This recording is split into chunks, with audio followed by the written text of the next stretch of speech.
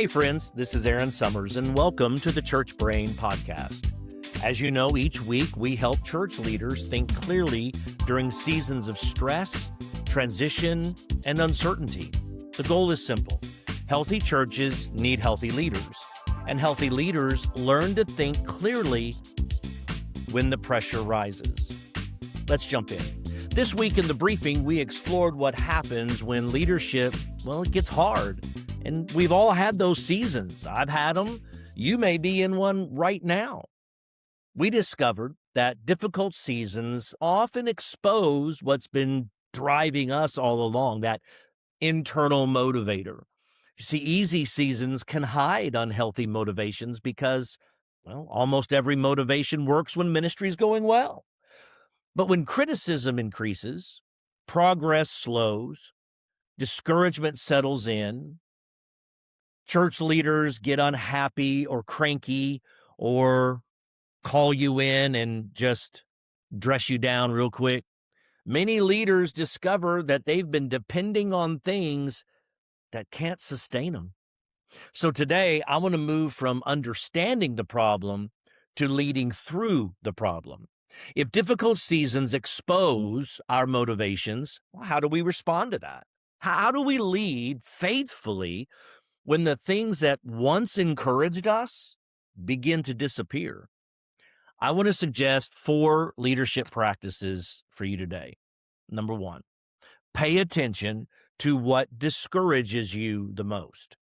You see, one of the quickest ways to identify what's driving you is to notice what drains you. If attendance drops and you immediately question your effectiveness, numbers may have become more than just a measurement. They may have become your motivation.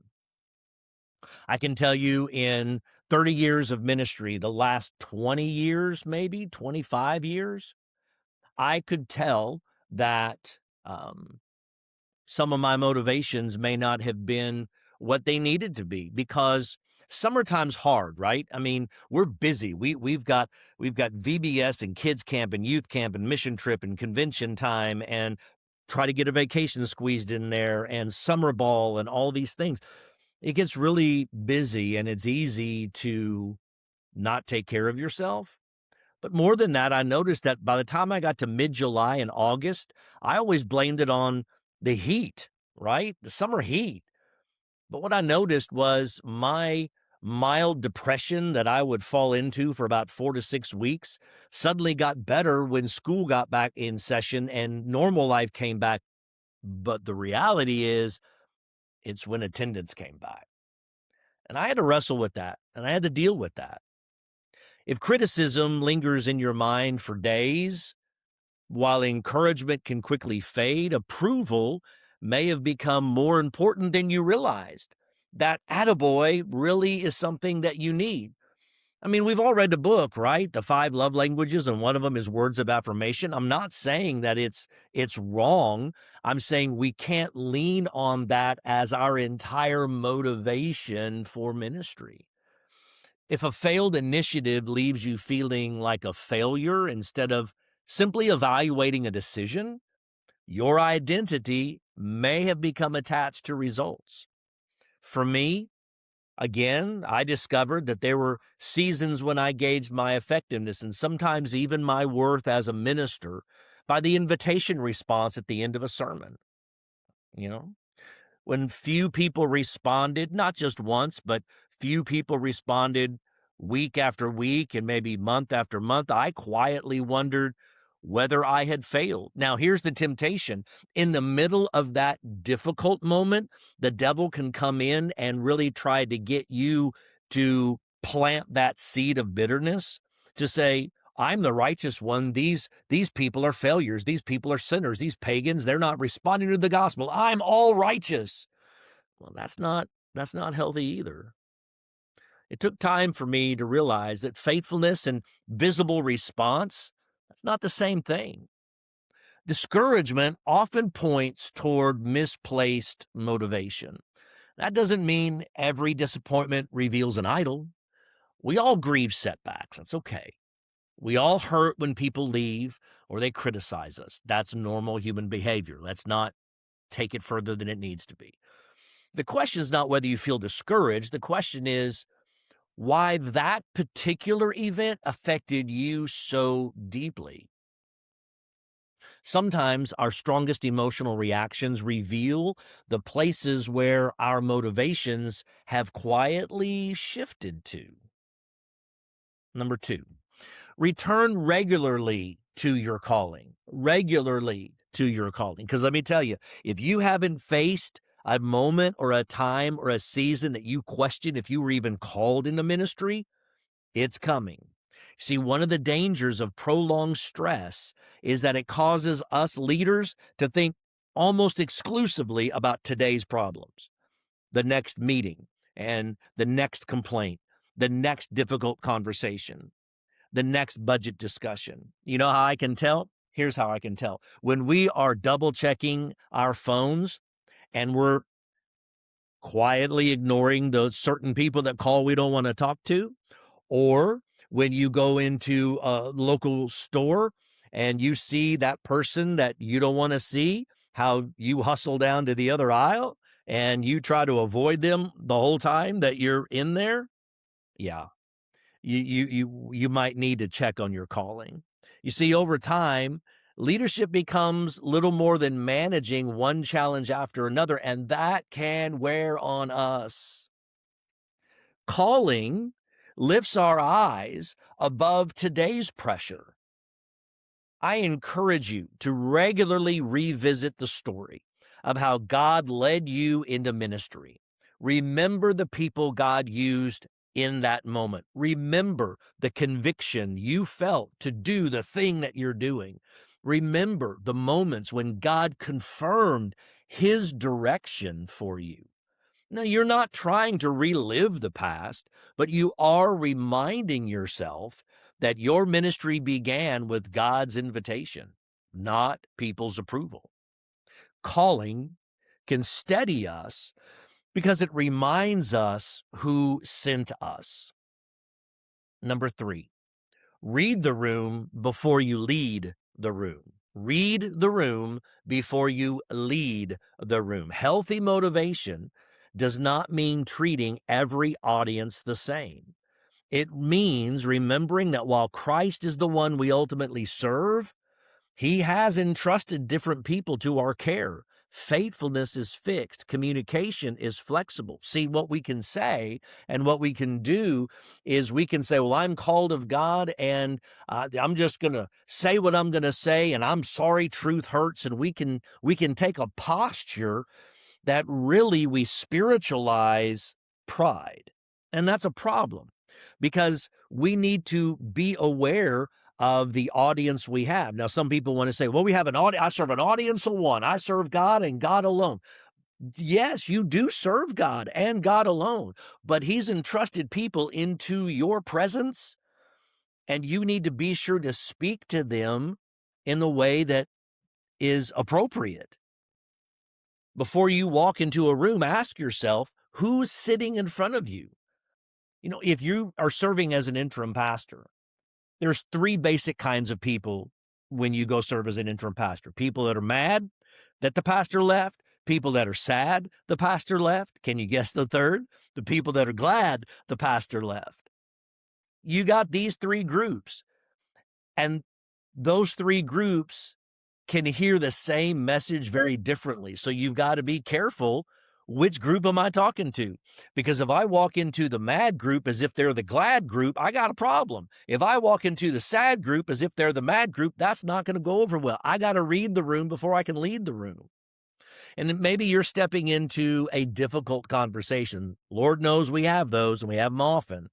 You need to ask yourself, what level of conflict are you dealing with? Michael Hare reminds us that conflict can fall into one of 5 levels. It's inside a person, between a couple of people, inside one group, between groups, or it's the whole system, it's the whole structure. And if you misdiagnose which one you're talking to, you might give the wrong solution. You got to know who you're talking to. Who are you serving? How am I going to go and communicate with them? If you're casting vision for the future, remember, longtime members and newer members often hear the same vision through different experiences. What does that have to do with motivation? Well, what happens is if I start reading the room wrong, then I'm going to have a feedback loop that is discouragement and despair and grief and conflict and trouble. And I'm going to question everything about my calling because I'm just not reading the room right. So we have to remember how everybody hears things differently. Paul reminds us, hey, you serve Christ, and that should settle our motivation. But in serving Christ, we also have to shepherd the people he's entrusted to us. And wise leaders know both who they serve and whom they are currently serving. That helps us in our motivation because it gives our brain something to consider and a puzzle to solve, and sometimes that helps. And so I give that as a third recommendation. The fourth practice is this: measure faithfulness before you measure results. Church leaders naturally pay attention to attendance, buildings, and cash. We call it the ABC scorecard. That's what we're used to. Attendance, giving, cash, buildings, whatever. Sometimes we also focus on baptisms, and that's healthy. That's showing some things. We focus on maybe ministry effectiveness. Sometimes, hey, we preachers joke all the time. Hey, that guy really grew that church all the way from 200 to 54. Whoa, what a great leader he is. They don't know the context. You know the context. And if that's something somebody said about you, you suddenly have taken offense to that, or you've internalized that hurt, and now it is affecting you as you lead that people. Let me encourage you, leader. Not everything is about numbers of people. Not everybody can count the quality of the heart, and that's not just a moral victory lap for us to take. I'm serious with that. Sometimes it happens. Loss happens. Pruning happens. Some guys are called to the pruning section and season of a church, and some are called to the growth season of a church. Hey, I would have loved at some points to be the guy who gets to tend to all the blooms that are coming out of this bush, but very often I was the one that had to go clip all the dead heads off the bush so that the next guy could come in and smell all the fragrant blooms and blossoms. That's just life. But you got to know your calling. You got to know what you're measuring. You got to know who you're talking to, and you got to measure faithfulness, not results. See, the first question is this: have I been faithful with what God entrusted to me? Have I been faithful with it? Did I lead with integrity?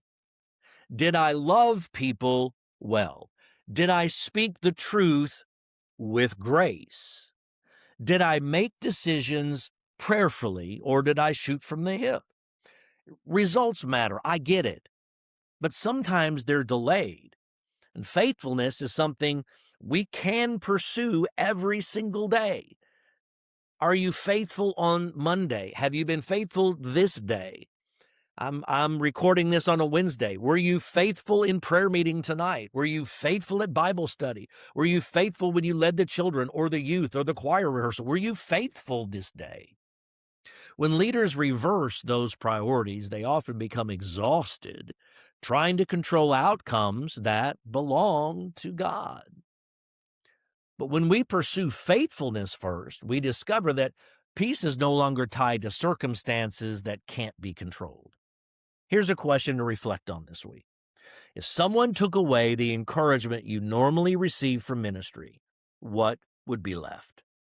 That question's not intended to discourage you, but it is intended to strengthen you. You see, healthy motivation is built on something that survives the difficult seasons.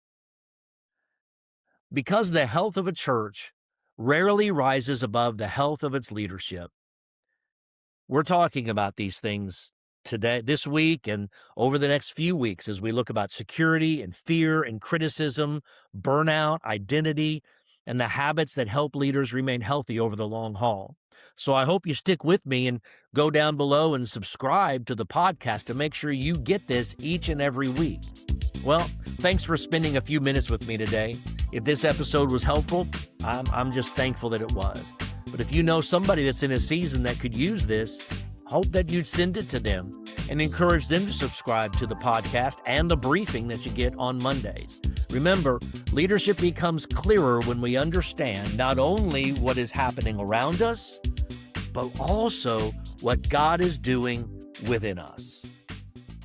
Have a great week.